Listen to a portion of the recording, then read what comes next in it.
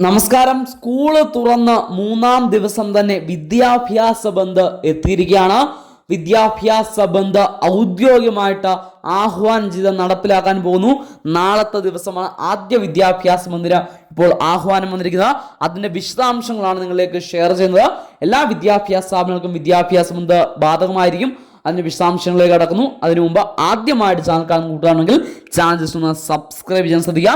എല്ലാ വിദ്യാഭ്യാസ അപ്ഡേറ്റുകളും അവധി അറിയിപ്പുകളും വിദ്യാഭ്യാസ ബന്ധുക്കളും എല്ലാം നിങ്ങളുടെ മുമ്പിലേക്ക് ഈ ഒരു ചാനൽ വഴി ആദ്യം തന്നെ ഷെയർ ചെയ്തിരിക്കുന്നതാണ്. അപ്പം മടിക്കേണ്ട, മറക്കണ്ട, സബ്സ്ക്രൈബ് ചെയ്ത് വെക്കുക.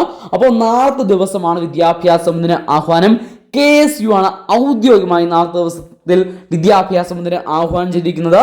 യൂണിവേഴ്സിറ്റി കലോത്സവത്തിനിടെ KSU ഭാരവാഹികളെ SFI പ്രവർത്തകർ മർദ്ദിച്ചു എന്നുള്ള ആരോപണം മുൻനിർത്തിയാണ് നാളത്തെ ദിവസം കൊല്ലം ജില്ലയിൽ KSU വിദ്യാഭ്യാസ ബന്ദിന് ആഹ്വാനം ചെയ്തിരിക്കുന്നത്. അപ്പോൾ കൊല്ലം ജില്ലയിൽ നാളത്തെ ദിവസം KSUവിന്റെ വിദ്യാഭ്യാസ ബന്ദ്